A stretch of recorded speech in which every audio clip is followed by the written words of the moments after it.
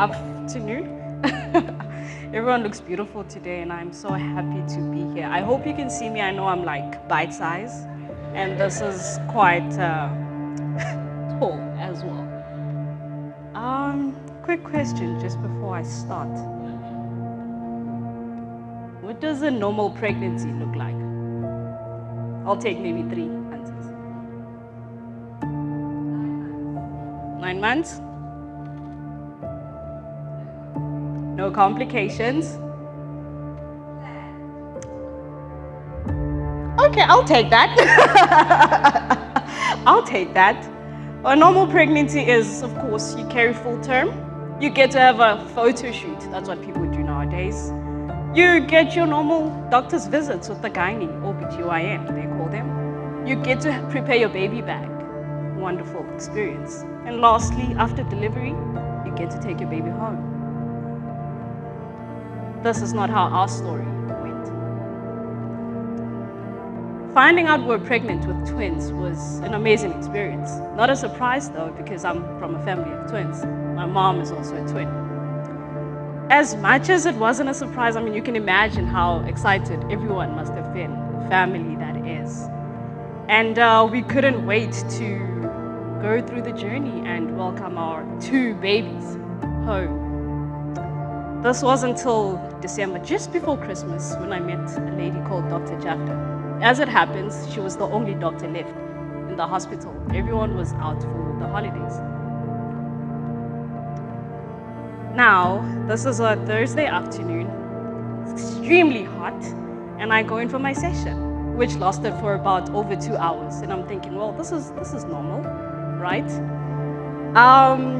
Right after a session, she refers me to a specialist. However, there was a reaction in her face that she made, but she didn't want to let out a lot. I bet she didn't want to worry me or something like that. All good. Again, I'm thinking, this is normal. We'll go see the specialist. Comes January, we go visit the specialist, rather. And it was here when the 2 babies, the twins, suddenly became one.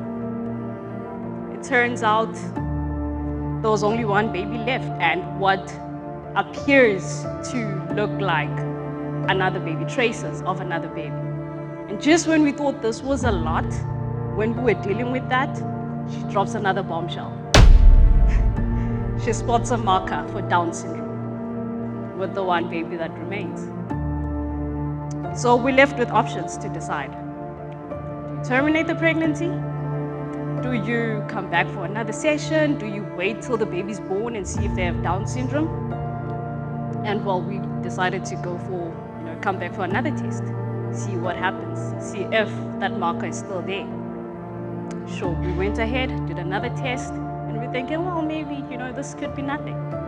So after the session, she says, well, sorry to say this, but there's another marker now. So that makes it 2 markers for Down syndrome. Echogenic bowel this time around. And I just wouldn't have it. The Down syndrome became, or rather birthed in me, what I call stubborn faith, because I was like, there's not a chance. We're not terminating the baby. And that was when she gave us another option. Well, you can either, again, terminate, wait till the baby's born to see what happens, or take what they call an amniocentesis procedure, where they insert a large needle inside the placenta to get DNA of the baby. And as you would have it, the test came back clear. Amazing, we're excited. And this is me sending this to my close family member, like, we can start planning the baby shower. Super excited.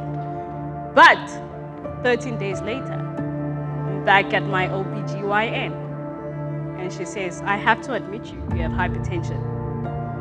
That is exactly what I look like. What do you mean? What do you mean? And I'm like, what do you even mean? I mean, I take walks daily. I play tennis 3 times a week. I eat clean. How do I get hypertension?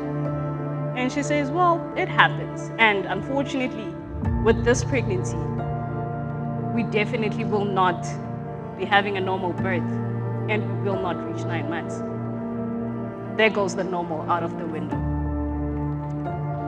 This is the day before Valentine's Day, by the way, on the 13th of February. So they tried to stabilize the hypertension, and it just wasn't having it. So I was there for about 4 days. And as we're there, the doctor just keeps reaffirming that you must keep in mind that we're not going to reach 9 months. So they got the meds, finally it stabilized. I had to be on bed rest, I had to leave my job and focus on this pregnancy. And as I'm home, we go back for more tests with the OBGYN. I remember there was one time she was on vacation and she was checking up on me like crazy because she was so worried. And with the more tests, she comes back with more bad news. The baby's not growing. There's a 90% chance of a stillbirth. Possibilities of her having developmental issues are sky high, and she might be wheelchair bound. Again, we come back to the back and forth that we've been doing throughout the entire pregnancy. What do we do? Do we let the baby fight? Do we terminate? We decided to let the baby fight. Until one day, on the 28th of February, after having gone back and forth doing blood tests and all, this is what the doctor says.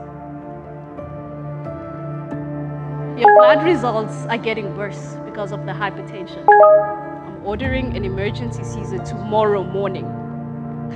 Otherwise, I'm gonna have to ask you guys to sign a refusal of treatment because I am no longer prepared to take the risk for you. You need to deliver. Your platelet levels were 159 yesterday. Today, they are less than 150. This is an indication for delivery. Now, what do you do in this moment? Decided to surrender. That text came in at 5 p.m. and by 8 p.m., we were at the hospital, same night. And they delivered the baby the next morning. Before we get to that, I mean, as you would have it, with everything that's been happening, they were preparing my family, letting them know that one of us might not make it, either me or the baby. But anywho, they delivered the baby. Do we have bakers in the house? No. If you're a baker, you know what 500 grams of margarine looks like. At 175 grams, that was my baby. Born 675 grams, the smallest person I'd ever seen. And mind you, on this day when she was born, I did not get to see her. This is a picture that her father took, that he showed me of it. And only the next day, on the 2nd of March, I finally got to meet my little girl. We named her Nokulunga, which means angel and sun. And right on this day, a new journey began. We were in what we call the NICU. I had never heard of it, to be honest with you.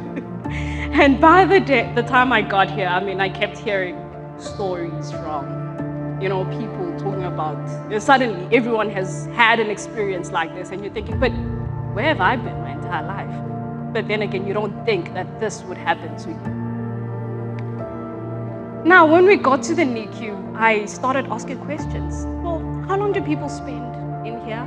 And they were saying 33 days. I'm like, oh my gosh, that's a lot. Some people spend 15 days. Oh my goodness. And I'm like, okay, you know what? I'm gonna have to take this in and allow myself to be where my feet are. Be in the moment. It is in this place where I learn to leave my problems out of the door. Because once you get in there with them, the machines go ding, ding, ding, ding. And that's your baby communicating with you. It is in this place where we learned the new normal. You don't get to hold your baby until she's well enough to be held. This is us doing the kangaroo 28 days later after birth. You don't get to feed your baby until she's ready. And until you're able to hold her and feed her properly, she's been eating through, I call them the pipes. I'm not a nurse. Your baby doesn't get to wear clothes until about 3 months later, as you can see on that picture. It is in the NICU where I learned patience, where I learned resilience, gratitude, as well as hope. It was in the NICU where I learned to celebrate the small wins, the things that we do on a regular, like breathing. You don't think about it much, it just happens. But here, the small baby had to learn how to breathe by herself. We celebrate the small things, where the baby hasn't passed poop in over 10 days and a small thing comes out, and that's a miracle. It was in this place where you learned, or where we learned, to mind our own business and let the professionals do their jobs. It was in this place where we formed a new family, which is the staff, the doctors, everyone that held our hands through this journey and took well care of our baby and supported us throughout. I remember being in here and a nurse asked, "Don't you feel sad not being able to take your baby home immediately after birth?" And I said to her, "Well, I don't know, because this is my first baby and this is my story. So if I were to feel sad, I'd be projecting someone else's experience. And to be quite honest with you, I'm grateful for this experience. Because our baby went home. There she is. She was not a stillbirth. She did not have developmental issues. She's not wheelchair bound. She's a beautiful and intelligent baby girl. And there she is.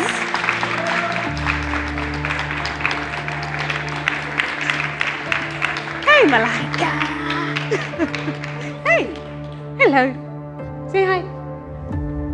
Say hi. Say hi.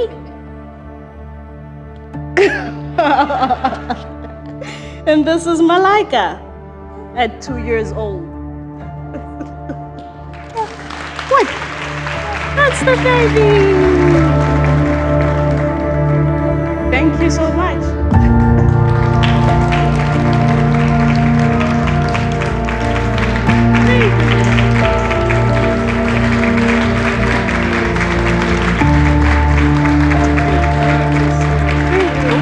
Okay, there you go. She has a new mommy.